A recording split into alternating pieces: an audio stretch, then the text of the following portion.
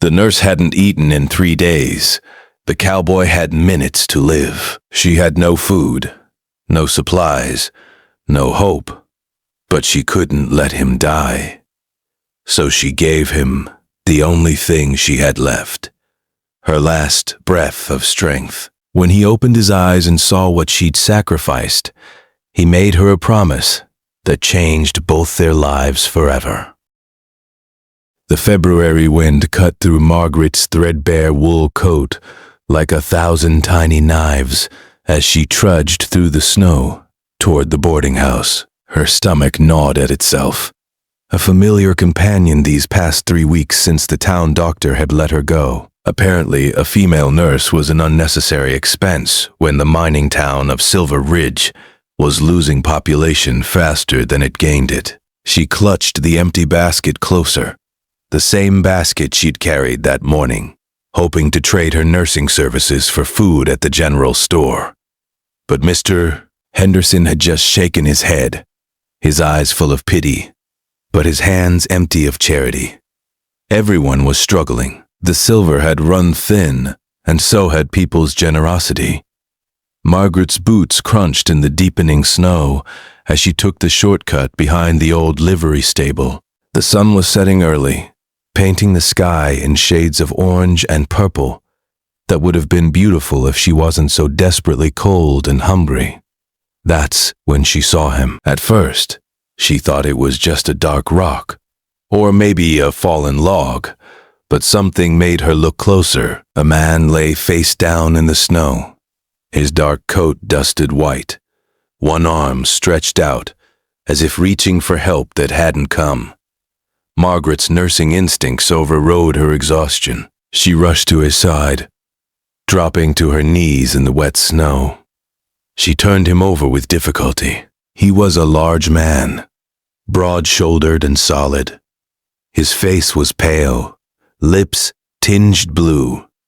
But when she pressed her frozen fingers to his neck, she felt it, a pulse, weak and slow, but there. "Sir, can you hear me?" Her voice cracked from the cold and lack of use.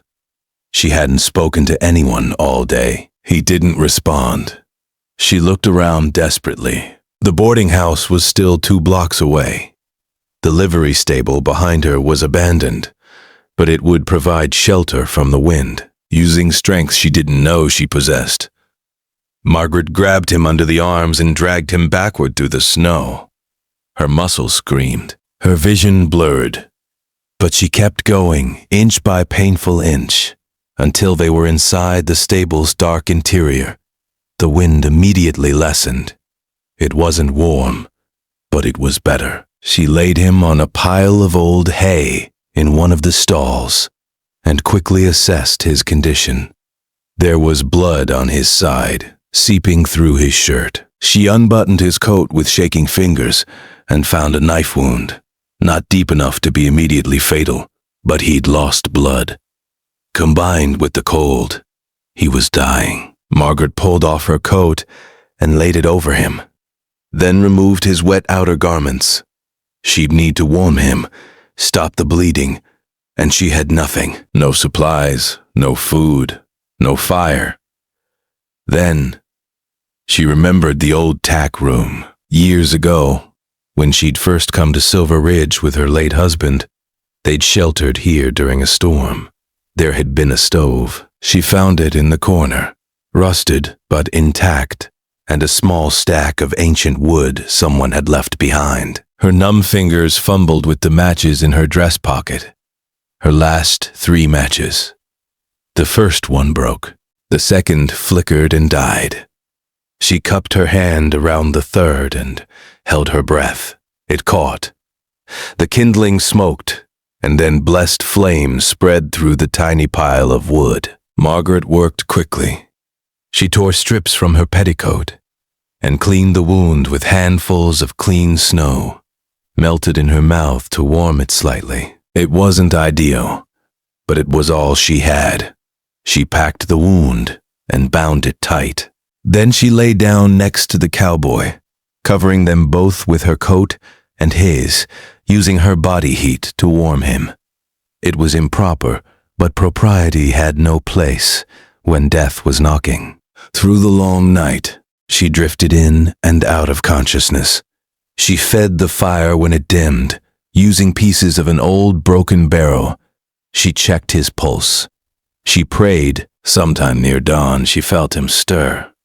His eyes opened slowly, confused and unfocused. They were the color of summer grass, startling in their intensity, even in his weakened state. Where? His voice was rough gravel. Safe, Margaret whispered. You're safe. Don't move. You were stabbed and left in the snow. He tried to sit up anyway, winced, and fell back. You saved me. I'm a nurse. It's what I do. She sat up, suddenly aware of how intimate their position had been. Her hair had come completely undone, falling around her shoulders in waves. She tried to pin it back with trembling fingers. He watched her with those green eyes. You're freezing. We both are. The fire won't last much longer. He looked around the stable, taking in their situation. Then he looked at her, really looked at her, and she saw the moment he understood. Her hollow cheeks, the worn dress, the desperation she couldn't quite hide. You're starving, he said flatly. Margaret lifted her chin. I'm managing. That coat wouldn't keep a child warm, and you gave it to me. He struggled to sit up, gritting his teeth against the pain. Help me to my horse. You don't have a horse. There's nothing here but us. Then they took Thunder. He cursed softly. My saddlebags had everything. Money, food, blankets. He looked at her again, and something shifted in his expression.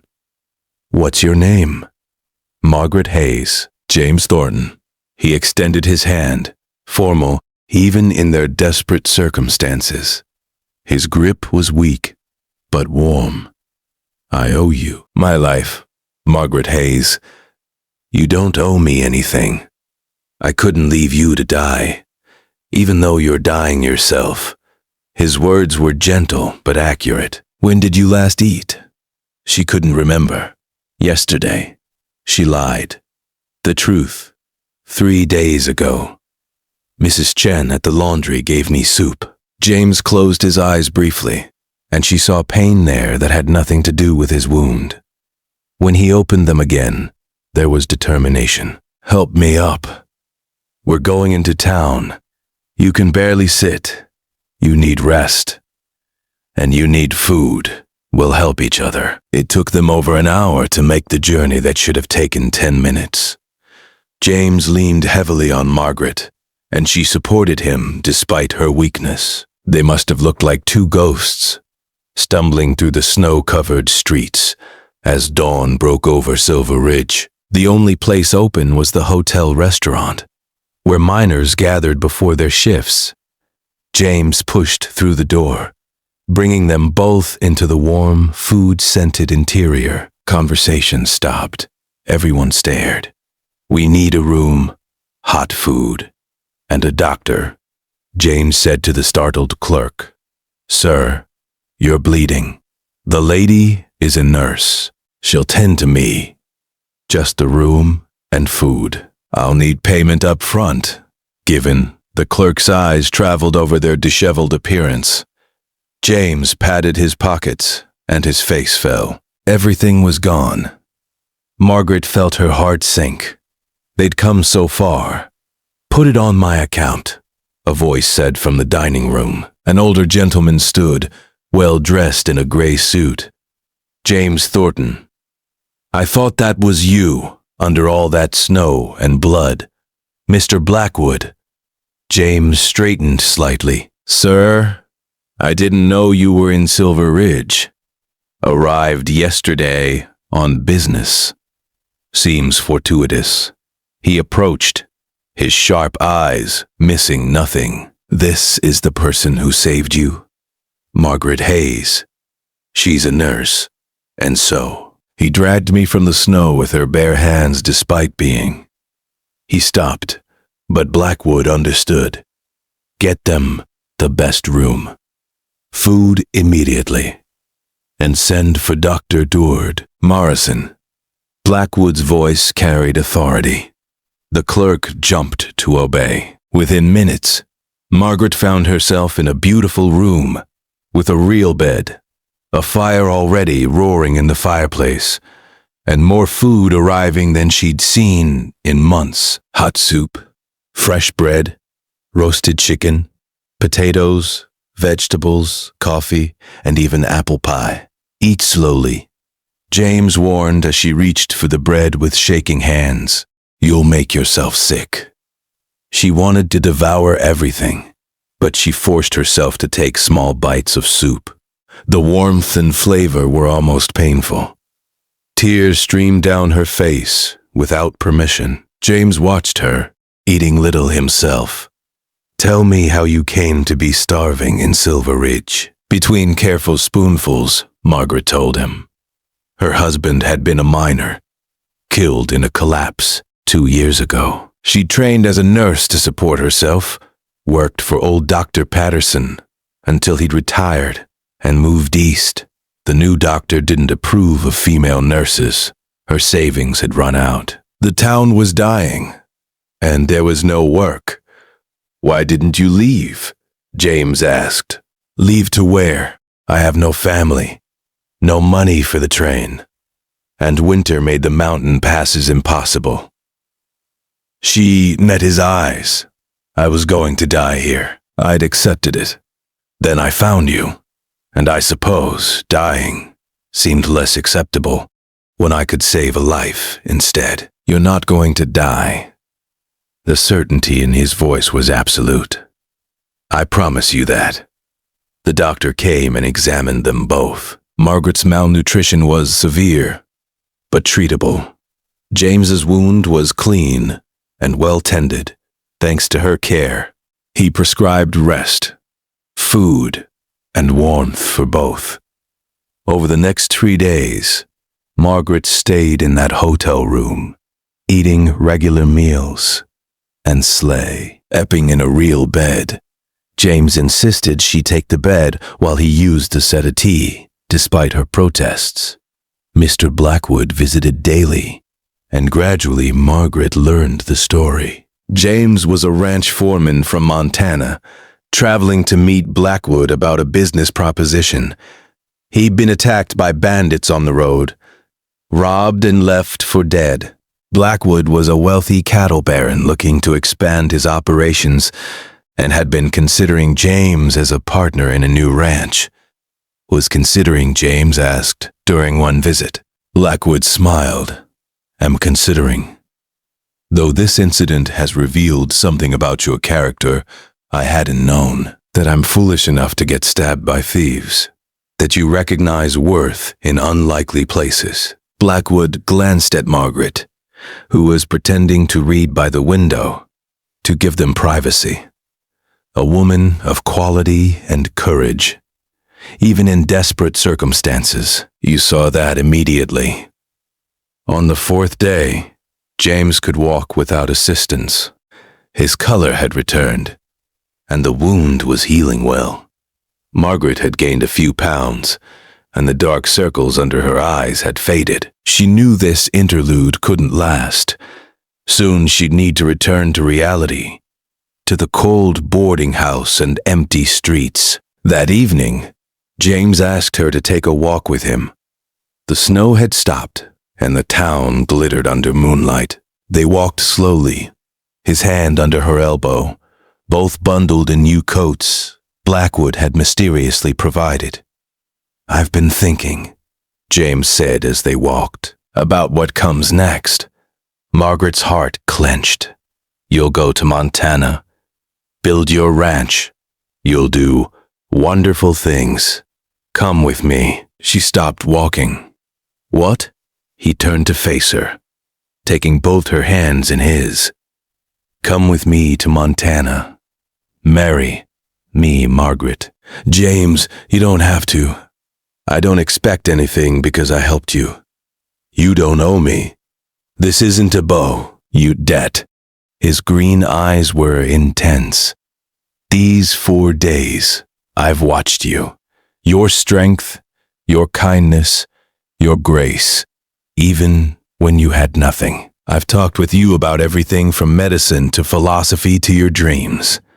I know it's fast, I know it's unconventional, but the West makes its own rules. You barely know me.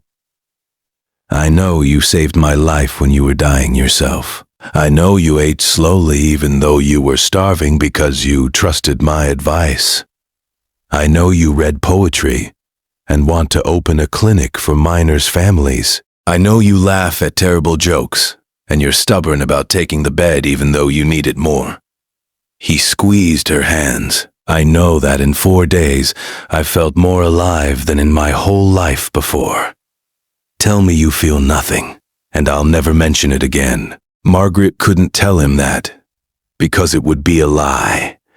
Somewhere between the desperate night in the stable and these peaceful evenings, talking by the fire, she'd fallen, not because he'd provided food and shelter, but because of who he was. His gentle humor, his sharp mind, the way he listened when she spoke, the respect in his eyes. "I feel everything," she whispered. "But what kind of marriage starts with one person saving the other? The best kind." He smiled. "We'll spend our lives saving each other in different ways." They were married a week later in the small church, with Mr. Blackwood as witness. Margaret wore a simple blue dress, but she felt like a queen. As James slipped a gold ring on her finger, she thought about that night in the snow, how close they'd both come to death, how strangely fate worked. The gift he'd given her wasn't the food or shelter, or even the proposal. It was hope, the belief that she was worth saving, worth loving, worth building a life with. They left for Montana in the spring. The ranch was beautiful, nestled in a green valley with mountains rising in the distance. James had been right about them saving each other. His business sense was sharp, but her practical skills and medical knowledge proved invaluable.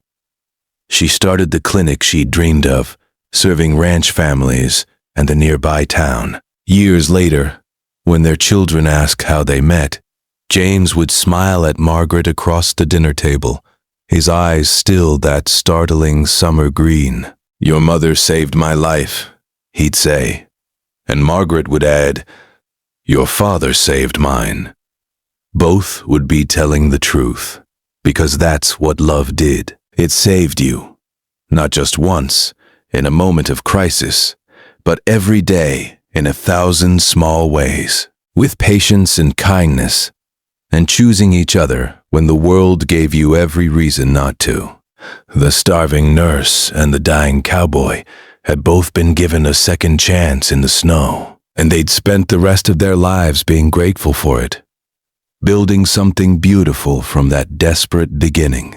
Their love story became legend in Silver Ridge and across Montana, not because it was perfect, but because it was real. Two people who'd found each other in their darkest moment and chosen to walk toward the light together. That was the gift that changed everything.